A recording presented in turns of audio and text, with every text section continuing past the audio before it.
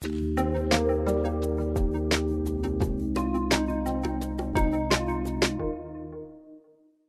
you live in the West, you probably know the term downwinder.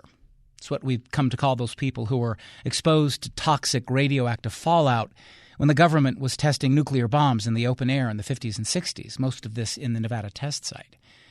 And it's not just a nickname. Downwinder is a term of art. It's a legal designation assigned to certain people in a law that was passed in 1990. The law is the Radiation Exposure Compensation Act. You'll hear people just call it RECA. And according to RECA, if you lived in certain counties in the West during certain years and you developed certain cancers, you qualified for a lump sum payment. But the RECA law was based on this assumption that the wind only carried the radioactive fallout from a nuclear explosion so far, that its impact was limited, contained. It's what Mary Dickson thought, at least at first.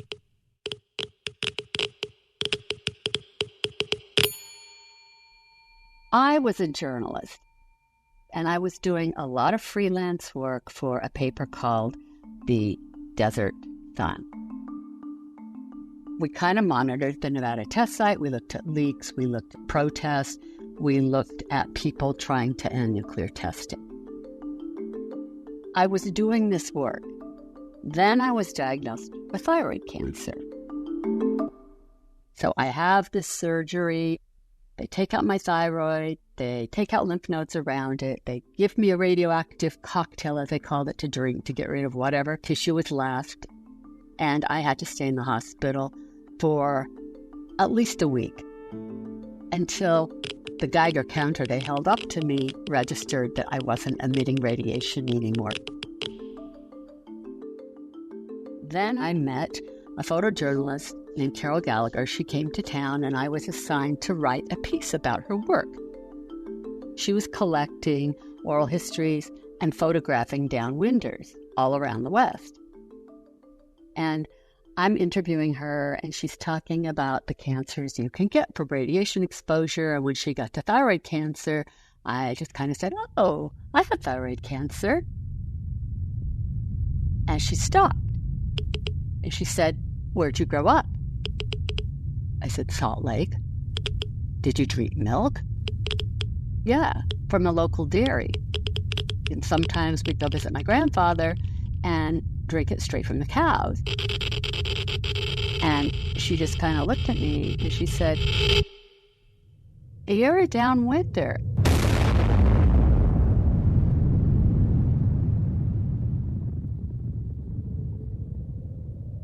And I said, no, I didn't grow up in southern Utah. And that's when she said, "You people are so naive. It didn't stop at county and state borders. It went everywhere." And she showed me a map of where that fallout went. It went all the way across the country, up into Canada, and Utah's almost completely blocked out. I grew up under those clouds of fallout. I grew up in that hot zone. It was stunning, shocking. It was like being punched in the gut, thinking, my own government did this to me.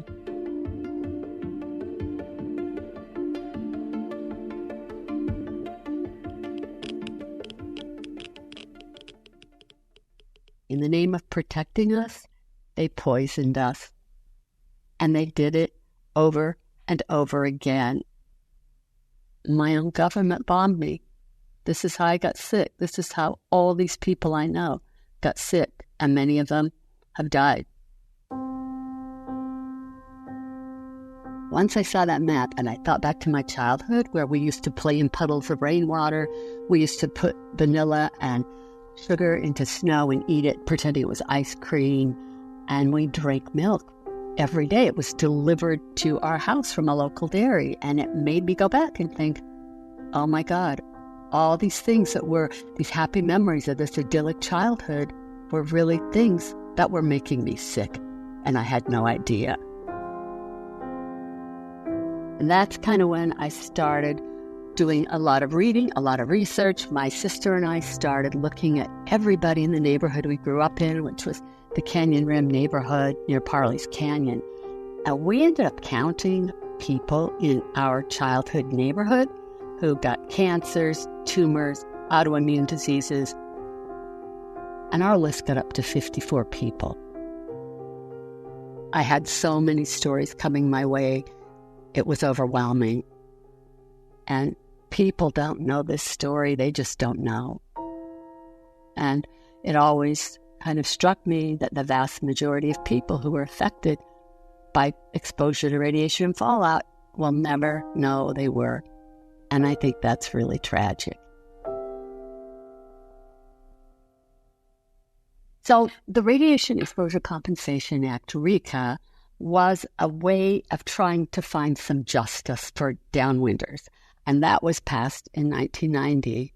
President George H.W. Bush called it compassionate payment, that the government had made these people sick, and it was presumed that it was caused by exposure to radiation. But it never went far enough. So RECA will expire this June without congressional action, but exposure to that radioactive fallout can manifest as cancer anytime during your lifetime. That means people are still getting sick, they're still being diagnosed, their cancers are returning, they develop health complications. It's not over, and the stuff has a long half-life. It doesn't just go away.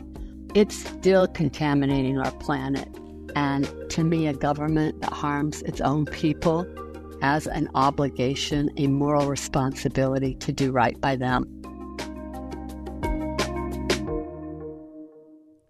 This is Radio West. I'm Doug Fabrizio.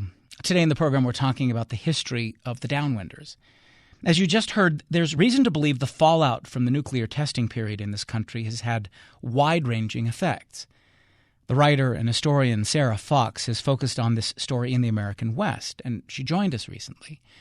Over the years, there have been a lot of nuclear tests by different countries, on islands, on ships, from towers and balloons. There have been tests underwater and underground, and the most dramatic, of course, at least for those of us who live in this region, were the ones conducted in the 50s and 60s in the open air of the Nevada desert. So all told, more than 2,000 different tests. And that's where we began our conversation with Sarah Fox. Why so many? There's a great line from the writer Rebecca Solnit that this weapons testing was a way of making war by display, as some animal species do, rather than by directly engaging the quote-unquote enemy on the battlefield.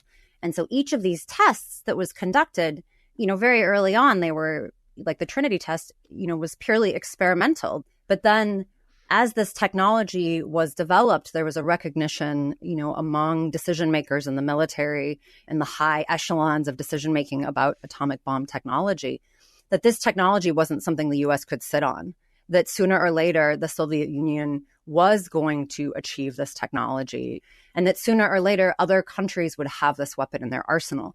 And so the continuing construction and test of weapons prototypes was a way of demonstrating that the United States possessed this technology and was willing to deploy it if threatened or challenged by other nuclear-armed states. And so, after the Soviet Union tests their first atomic bomb in 1949, the arms race is officially on. And after that, you can see a real direct relationship between the construction and detonation of weapons prototypes by the United States in Nevada, in the Marshall Islands, and the development and construction and detonation of Soviet bombs in the Soviet test area in Kazakhstan. It's almost like a call and response that's happening between these nuclear-armed states. And so that ongoing competition and one-upmanship maintains, this furious pace of development and experimentation, which is, of course, something that produces a tremendous amount of profit for weapons manufacturing companies that are working with the Atomic Energy Commission. Nuclear weapons technology is a high dollar project. This is just driving, the ongoing quest by different, branches of the United States military to also have, a piece of this action, to be able to develop weapons prototypes that are suited to their specific aims and capabilities. So not only is the United States competing against the Soviet Union during this period, building and testing and demonstrating the power of these bombs, but the various United States military branches and weapons producers are also, competing to have a share of this development money and research money and these new tools in their arsenals. And so these various forces are really driving just a furious pace of weapons construction and testing during the 1950s in this period of one-upmanship between the United States and the Soviet Union. Yeah. I think at least one of the really critical questions in this story seems to be what the government knew about the risks. Yes. And whether they went ahead anyway because they figured the benefits were greater. Like did the government, and this is something you mentioned in the book, the question of whether the government knowingly contaminated the food supply and the air and the water of its citizens in the interest of preserving democracy. What do you think? High-ranking decision makers within the United States government, specifically within the Atomic Energy Commission, absolutely knew that the food chain was being contaminated by nuclear weapons testing. They were monitoring that contamination as it was occurring, and they were actively suppressing that information from the public. And there's numerous instances of that we can talk about. But from the very inception of this weapons technology, coming out of the Manhattan Project during World War II, there was a scientific recognition. I mean, it predated the development of this weapons technology, that radiation exposure could cause tremendous harm to biological material, to genetic material. And from the moment the United States deploys atomic bombs against Hiroshima and Nagasaki, Japan, almost immediately there is a scientific and medical fact-finding operation unfolding. The Atomic Bomb Casualty Commission is developed in the wake of those bombings. And U.S. doctors and scientists are dictating the terms of research that will be conducted on the bodies of survivors of those bombings to better understand the health effects of radiation exposure. And so not everyone in the United States government and in the public health service, world knew all of this information. It was certainly kept close to the chest of decision makers in the Atomic Energy Commission, because there was a perception almost immediately that the public could develop what was perceived as an unreasonable fear of radiation and fallout associated with this new kind of superweapon. And so there was a desire to control the public's understanding of those risks, because as soon as that technology was deployed against Japan, the United States had in many ways committed to the ongoing development of that arsenal. I wanted to ask you about when the nuclear testing in Nevada begins. You write in the book that it received not much attention, which I think seems remarkable now, but you say for the first few years, people didn't really seem to find it threatening. And I'm wondering, when does that change? And what is the government, by the way, the military, the government, telling these people about these tests that are happening in the open, in the desert, a couple of 100 miles away from them? Like, what's happening in those early days of all of this? I mean, it's important to remember that prior to the advent of atomic bomb testing and nuclear weapons testing in the Western United States, a lot of people living around the West had become accustomed to weapons testing and military exercises, during World War II. There's a tremendous amount of infrastructure development and lands seized to make way for military installations, military production, military testing and exercises across the Western United States. So in some ways, for a lot of Westerners, this is another layer of that. And it's important to remember that when testing gets going in Nevada in 1951, the Atomic Energy Commission still has a chokehold on public knowledge about this technology. A lot more is known about fallout. A lot more has made its way into the international media. But we're wading into the Cold War and the opening of aggressions and tension with the Soviet Union. And so there's a lot of fear. There's a lot of anxiety.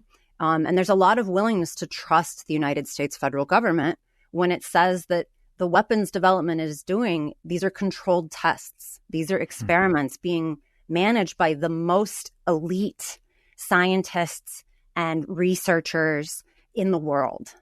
And the dominance of that narrative of U.S. expertise is a really effective tool that the Atomic Energy Commission wields really deftly, and they do local information campaigns during the early 1950s where they invite local mayors to come and see an atomic bomb test, take place.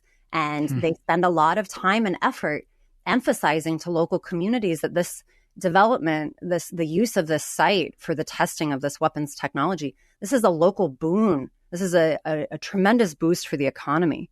A lot of these rural towns are gaining, jobs in conjunction with the development of these sites. And that really starts to shift in 1953. There were certainly people who were anxious about what was happening or who saw the mushroom clouds and thought, that just doesn't sit right. And the bombs that were being tested in the spring of 1953 in Nevada are some of the largest prototypes that the AEC had ever detonated in the open air. These are tests that are 30 and 40 and 50 kilotons. For comparison, the bombs that we used against Japan were 15 and 21 kilotons, respectively. So these are extremely loud explosions. The force of these tests was breaking windows, in downwind communities that were not so far from the test site. And the radiation that was being released, the visible fallout material that was being distributed by these clouds, first of all, was impossible for people to ignore. A lot of the tests went off before the sun rose. And so people had the experience of being awoken hours before sunrise by what they thought was the sunrise. And then this, concussive blast of explosive force, rattling the windows and the doors.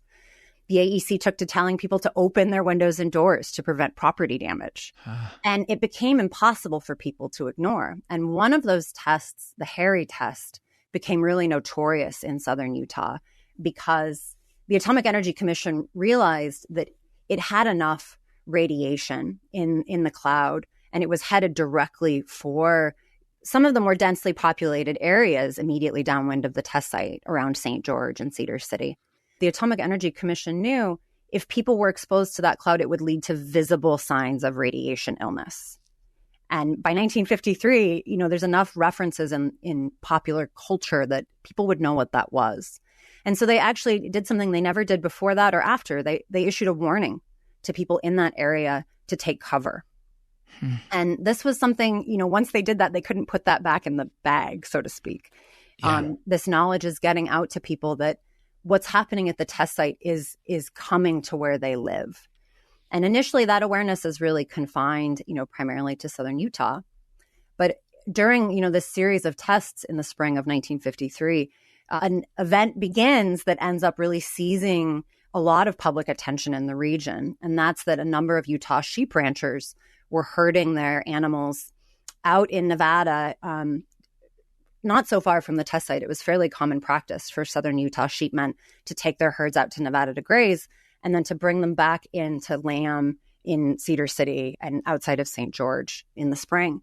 And a number of these ranchers had direct interactions with Atomic Energy Commission personnel in the spring of 1953 who warned them that they were in a hot area with their sheep.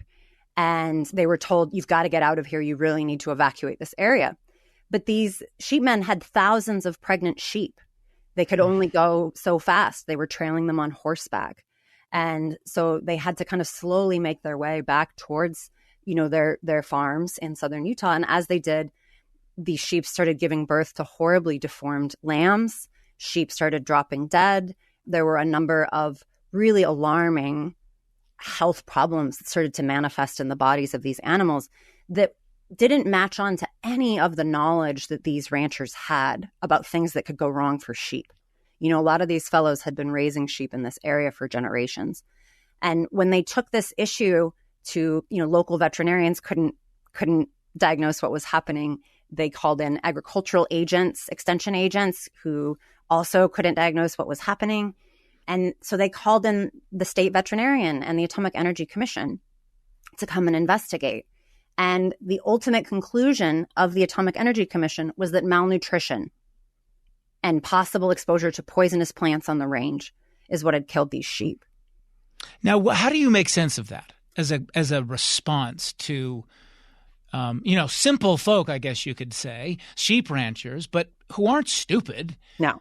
How did they react to such a thing? They had concerns. They knew what was going on. Yes. And the Atomic Energy Commission says, oh, it's malnutrition or toxic plants. What do you make of that as just a response to these people? And how did these ranchers and others begin to react to those kinds of responses? I think it was a fundamental miscalculation on the part of the Atomic Energy Commission. I've read the transcripts of some of these meetings that they had, and they brought in Atomic Energy Commission researchers who had been doing experiments on sheep at the Hanford site, the Hanford facility where they were producing plutonium for these bombs in eastern Washington. Mm-hmm. They brought some of these experts in to kind of try and diffuse the situation in southern Utah. And the southern Utah ranchers said, you're talking about external radiation. Our sheep were eating the stuff from that test. We watched the dust come down and settle on the plants that they were browsing on. We saw them develop sores on their mouths around where they were coming into contact with this material.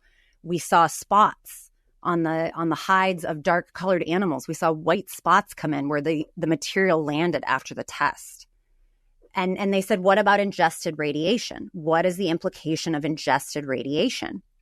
And they were targeting exactly what had, in fact, been responsible for the deaths of the sheep. And that was confirmed by the Atomic Energy Commission's own investigations. Internally, the Atomic Energy Commission said, yes, these animals have fallout lesions that are typical of what we saw downwind of the Trinity test in New Mexico. It tracks with what we're finding from our experiments on sheep at Hanford, but we cannot allow this information to become public because it could threaten our ongoing ability to test weapons in Nevada. This was the number one priority for the Atomic Energy Commission, which of course has this terrible conflict of interest, which is that they're supposed to protect the public from this technology, but also make sure this technology continues to be developed so that we remain competitive with the Soviet Union. It's interesting.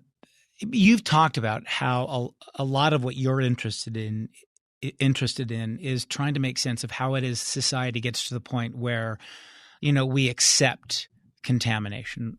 Yeah. We accept testing like this. And you see, part of it is that we're told, or we come to believe, it's one of the costs of progress, I guess. Exactly. That this kind of contamination is necessary. And so in that sense, I think that the fact that, especially decades and decades ago, you have people who really aren't in any way activist types. Many of them were, Latter-day Saints, inclined to believe their leaders and obey authority. The fact that they were starting to question things and become outspoken and become the tellers of these stories as downwinders, isn't that even all the more remarkable in some way? Absolutely. And this has always been one of the things that's most fascinating to me about this history is the refusal of patriotic people who were deeply invested in many ways in the United States project of national security. I had folks that I interviewed in southern Utah tell me that they would support more atmospheric testing in Nevada in a heartbeat because it was what was necessary to protect the United States and our way of life. But those same people told me, I do have a problem with what they did about the sheep. And what happened is when the Atomic Energy Commission tried to paint those sheep ranchers as, uneducated, provincial, rural people who had neglected their animals, it was a huge miscalculation because any of those farmers or ranchers or local people would be the first to admit they didn't know anything about nuclear radiation. They didn't know anything about nuclear physics, but they did know a lot about raising sheep. And there's a tremendous amount of respect in these southern Utah communities during this time for the knowledge that is required for these ranchers to maintain their herds and thrive in this line of work. And there's a recognition that this knowledge has been passed down among generations in this place. And so when the Atomic Energy Commission told these very patriotic, often, politically conservative members of the Latter-day Saint Church, this is your ignorance. It struck at the heart of the trust that a lot of these communities had of the federal government during this period, trust that had been extremely high. And in the wake of these sheep deaths, and a lawsuit that some of these ranchers filed against the federal government during this period, which I think is really remarkable, the courage that it took to hold the federal government responsible for harms in the middle of the Cold War, when to ask questions was cast as disloyal. The willingness of these ranchers to say, something has gone wrong here. And they weren't looking for big damages. They were just looking to stay in business. They were looking to replace the animals that they'd lost. In the few years, after they lost their case in court in 1955, and a lot of these people went out of business. They weren't able to stay in the sheep industry. And a lot of them started to notice health problems in their own bodies, in the bodies of other people they'd been on the range with, and in the bodies of family members. And so there was this direct link for a lot of people emerging downwind of the test site between what had been done to the sheep, which was very well known and often discussed, and what was beginning to happen in people's bodies after, several years of sustained exposure to radiation from testing in Nevada.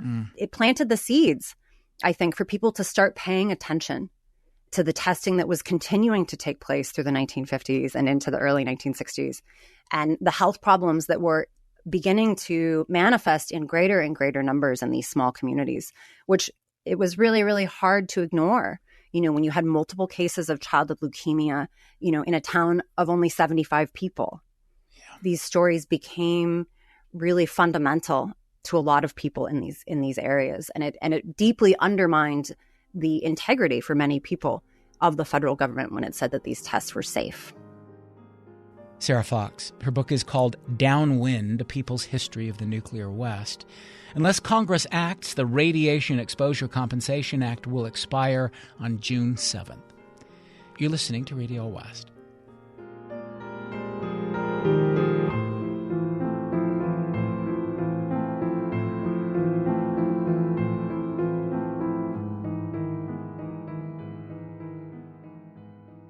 Sarah, let's talk about the reason we're having this conversation now. A chapter of the story, I guess you could say, of the downwinders may be coming to an end. The Radiation Exposure Compensation Act is expiring. And I guess the question is why? Why is it expiring? Has everyone who should be compensated, have they been compensated and we're just sort of closing the chapter? It's a great way to frame that question, Doug, because in a lot of ways, the Radiation Exposure Compensation Program, when it was developed and passed into law in the early 90s, was about demarcating the beginning and end of this chapter of harm in American history.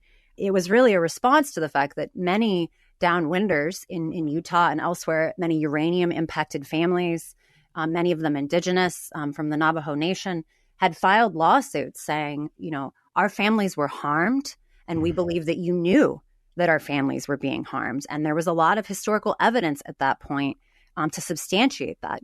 And as that information came to light, people filed all these lawsuits, and many of them were successful. Many of them had judges find in favor of the downwinders, find that the government had knowingly exposed people to dangerous amounts of mutagenic radiation.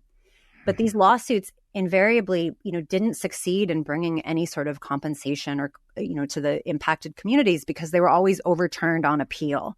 And so the Radiation Exposure Compensation Act and the RECA program was really a response to the failure of these lawsuits. And it was designed as what was called compassionate compensation, basically saying the federal government acknowledges that this material was released, that this material was dangerous and could have health effects, and that some people were exposed. And we can't know who, in fact, we can never prove who was specifically harmed by this.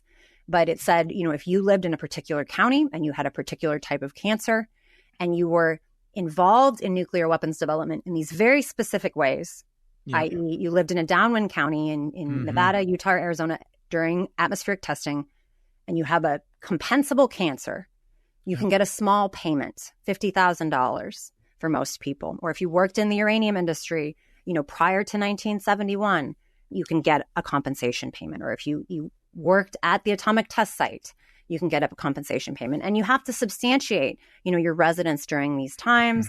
You have to have the right kind of cancer. The cancers that are covered are very controversial. And a great many cancers were excluded and health problems were excluded that we know are caused by radiation exposure. And doesn't all of that, by the way, presume that air currents and wind didn't carry the radiation much further, and that the exposure was, limited to the time when the bombs were the days around when the bombs were detonated? Those don't even seem like accurate presumptions looking back. Not whatsoever. And this has been something that downwinders and uranium impacted people have been pointing out for 30 years, since RECA was established, that we have a lot of data, much of it from the federal government, like the 1997 National Cancer Institute thyroid study, which just looks at thyroid cancers related to atmospheric testing, which demonstrates that some of the most heavily impacted counties in the United States are in Idaho and Montana. The idea that this contamination was contained to this small geographic area in the Great Basin, in southern Utah specifically, and northern Arizona, we've known that was a fiction for a very long time, but RECA is still based on that fiction. So why is it expiring? RECA was only ever designed to address a particular category of claimants who were alive at particular moments and who were exposed in particular ways and who had a limited list of particular health problems as a result. It was never intended to address the actual scope of the contamination that was produced by this period in history, or the actual scope of health problems that we know are related to that contamination. And so from the very beginning of the existence of the Radiation Exposure Compensation Act, there has been organizing by members of radiation-impacted communities, uranium-impacted communities, and downwinder communities to push for an expansion of this program. Well, I want to mention, for example, at Princeton University, their program on science and global security, they released this research that shows really how expansive the radioactive fallout was from those tests. I mean, the study, for example, found that just 10 days after the Trinity test, radioactive fallout just from that test reached into 46 different states, as well as Mexico, as well as Canada. The study's also reanalyzing the fallout from all of the tests that played out in Nevada. So the sense of the fact that this was contained to, I don't know what it was, like 10 Utah counties and 19 different, specific cancers from 51 to 58 and 1 month in July in 1962, It's ludicrous. It's ludicrous. But there was a recognition very early on by the folks who were designing, the Radiation Exposure Compensation Act specifics, is that you could never pay to compensate all the people who were actually exposed.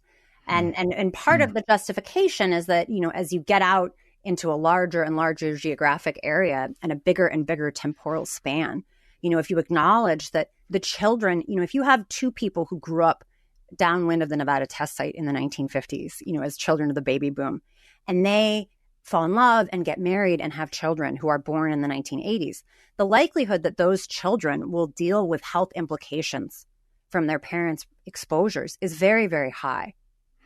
But those children are not covered by the Radiation Exposure Compensation Act. People who live, one county over, who have possibly the same disease, are not covered.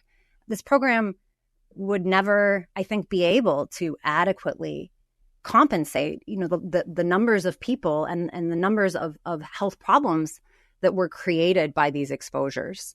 And so, a lot of the pushes to expand RECA over the years have been driven by, the recognition that there are communities where a public health crisis has been unfolding, like in Gem County, Idaho, where people have lists of hundreds and hundreds and hundreds of people in very small areas who are dealing with similar kinds of health problems. And they know from that 1997 National Cancer Institute study that their county received some of the most catastrophic iodine-131 exposures from atmospheric testing. And so part of what is powerful about RECA is RECEP, the Radiation Exposure Screening and Education Program. RECA established funding for health screening in areas that are covered by this legislation. And that's one of the messages that I've heard most consistently from downwinders and radiation-impacted community members over the years, is that we need medical screening. $50,000 compensation payment is meaningless when you're talking about the cost of fighting cancer. It's meaningless when you're talking about the lost income of a family member, a breadwinner, who died of cancer from radiation exposure. But one thing that people point to is the power of health screening programs to make a difference in the lives of future generations who may carry the legacies of this history in their bodies. And so I think one of the most powerful things about conversations around preserving and expanding RECA is making it possible to extend that health screening and the education of healthcare professionals in regions that have been exposed. That would have a tremendous impact on people's health. But there's a real unwillingness to fund those kind of expansions. And so, RECA being set to sunset, in 2022 was a recognition of the fact that people who fit the criteria, the very narrow criteria that RECA established in the early 90s, there wouldn't be any of them left after a certain point. And that this chapter would essentially fade into history. And with it, all of the questions about the full extent of the contamination and the full extent of the health problems that it unleashed. But, now we have new studies coming out, like the Princeton study you referenced, that essentially shows that contamination from these tests was ubiquitous. It came down everywhere in the continental United States and beyond. It was also being released by other aspects of the nuclear weapons production cycle, by the uranium industry, which created a phenomenal amount of radiological contamination across the West, by plutonium production at Hanford in Eastern Washington and at Rocky Flats in Colorado and other sites. Radiation from this weapons technology has permeated a great deal of the United States since this technology's inception in 1945. And so RECA is was really, I think, an attempt to kind of encapsulate this history and say, yes, there were some regrettable decisions, there were some harms, but they were contained in space and time. And what we know from the Princeton study, what we know from the stories of people in these counties we know were really heavily impacted, is that this history was not contained in places and it was not contained in time. The contaminations and the genetic harms that began with weapons testing in the 40s and 50s, they're still playing out in people's bodies. Sarah Fox. Her book is called Downwind, A People's History of the Nuclear West. You're listening to Radio West.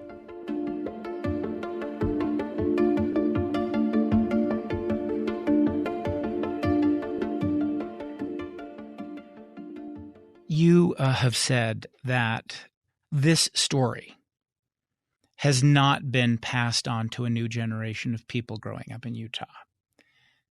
Why? From the very beginning of downwinders talking about contamination from weapons testing, uranium-impacted people talking about contamination from the uranium industry, there has been this attitude that to raise these questions is bad for business. It makes local agriculture look bad. It's cast as the equivalent of being unpatriotic or disloyal. And inevitably, national security concerns are pointed to and are sort of weaponized against people saying, I'm concerned about the health impacts. I'm concerned about the environmental impacts of this technology, of this industry. And so it's been a very effective way. I mean, a lot of people have fundamentally been bullied into silence. Another reason why this history has often not been passed on is because it's relied on a handful of storytellers who have stepped forward and sort of taken on the pressures of being the public voice of radiation-impacted communities. And they've faced, activists from indigenous communities affected by uranium and activists from communities downwind of the Nevada test site or the Hanford plutonium production site have talked about receiving death threats. They've talked about being alienated in their own communities, for continuing to bring attention to this issue. And when they do, the response is often, that's something that happened in the past. And these activities at the Nevada test site, at Hanford, at the Four Corners region uranium industry sites, these were being supervised by, the brightest minds in science and technology and national security and engineering, that these people always had our best interests at heart. And that narrative is deployed over and over again, to silence people who are telling these stories. And a lot of the time when we lose these key storytellers, people like Preston J. Truman, who testified to the harms of weapons testing for decades, We lost him just a few years ago. Michelle Thomas, daughter of Southern Utah downwinder activist Irma Thomas, testified to these harms on the international stage at conferences in Vienna, and Southern Utah downwinders have traveled to Hiroshima and Nagasaki to tell their stories. When these key storytellers have to step back from the public eye due to their own health problems, due to pressures, being brought to bear on them and their families, or due to their own health problems and death, these stories stop being told as often. And when they are told, people say, well, they passed the compensation program, so they did something about that, didn't they? We don't test weapons atmospherically anymore, so they did something about that, didn't they? When in fact, there's constantly pressure to resume weapons testing at the Nevada site. When I lived in Utah as a grad student in 2005 and 2006, the Divine Strike test was proposed. It wouldn't have been a nuclear device, but it would have been set off atmospherically in an area of the Nevada test site that had hosted dozens of nuclear tests. And it would have created a 10,000-foot high mushroom cloud that would have taken that dust and that material in the same direction that all those atmospheric clouds did from nuclear tests in the 50s, redistributing this contamination. And that test was stopped by a coalition of downwinders, tribes, residents of the Wasatch Front who said, we absolutely do not accept the resumption of this kind of risk in our area. Similarly, the uranium industry has been stonewalled, by tribes like the Navajo Nation. Since 2005, the Navajo Nation has refused to allow uranium development on their lands, even though they've been described by some uranium executives as the Saudi Arabia of uranium. Even though many people on the Navajo Nation are living way below the federal poverty line without access to clean water, in part because of the damages of the uranium industry during the Cold War, they still refuse to allow this technology to take place because these stories of the harm that it did are still circulating. And so even though we have way less of these storytellers with us today, the urgency of these stories remains just as great as it ever has. Do you think the concern over climate change may have altered the way people are thinking about the costs and benefits of nuclear energy? Are people thinking differently, for example, about the whole American nuclear project and even the idea of testing, nuclear devices? If nuclear energy could be an alternative to, burning carbon, how is that, do you think, going to change the way people are thinking about, the story of the downwinders? There's absolutely been a sea change, I think, in attitudes towards nuclear power, even with, the catastrophic Fukushima accident, because there is a recognition that the pressures of climate change call for other modes of meeting our tremendous energy needs. The problem with nuclear power production is it's never actually been separate from nuclear weapons production. Very early on, nuclear power was put forward as a technology that could justify the United States nuclear weapons production program. Commercial nuclear power was kind of an afterthought. It was a public relations move in a lot of ways for the Atomic Energy Commission and the U.S. government. And the production of nuclear power ultimately requires the same kind of incredibly dangerous and contaminative fuel to be extracted as weapons production does. It requires the uranium industry. We still haven't finished remediating the tremendous ecological contamination from the Cold War uranium industry. There are hundreds of unreclaimed uranium sites still on the Navajo Nation today. There's an ongoing study, the Navajo Birth Cohort Study, which has found that the vast majority of infants they are sampling who are being born on the Navajo Nation today have uranium in their bodies, even though uranium hasn't been mined there since the Navajo Nation banned it in 2005. And so when people talk to me about clean nuclear, I see this real gap in understanding of the full sweep of the nuclear fuel cycle and the kinds of extractive industries and waste productions that are necessary to get that purportedly clean fuel, which incidentally, we still don't have a waste repository in the United States that can accept that spent fuel, which remains extremely dangerous. So will we ever do this again? I think that the likelihood of us doing this again remains extremely high.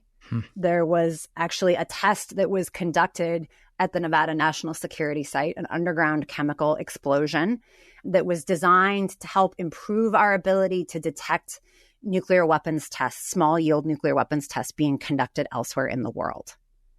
This justification, the national security prerogatives and the quote unquote, global security prerogatives that are repeatedly advanced as justifications for the development of new weapons technology, those are even more in abundance now than they were 20 years ago.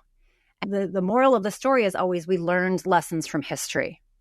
We would never do it that way again. That's very much the line that the uranium industry uses when they try to lobby, indigenous nations in the Southwest to access their uranium reserves. We won't make those same mistakes. We won't expose people in the same way. It just means ultimately exposing people in new and different ways. It means contaminating aquifers that can never be cleaned up, in the case of the uranium industry, proposing in situ leach mining of uranium.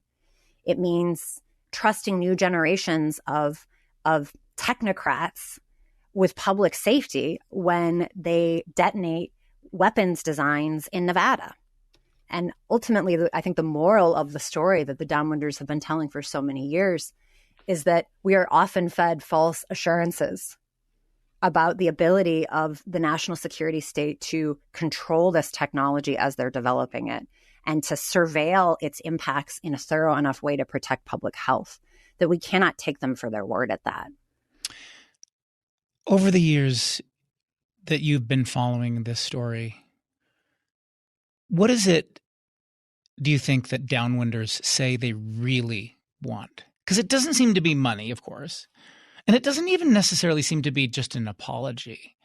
It seems like something else. What do they want? I think that the message that I've heard over and over in the almost 20 years that I've been talking to downwinders is that we do not want a repeat of history. We want more data. We want health screening. I have heard from downwinders, who I've known now for 15 or 20 years, that health problems seem to be increasing in subsequent generations in communities in southern Utah, in St. George, for example.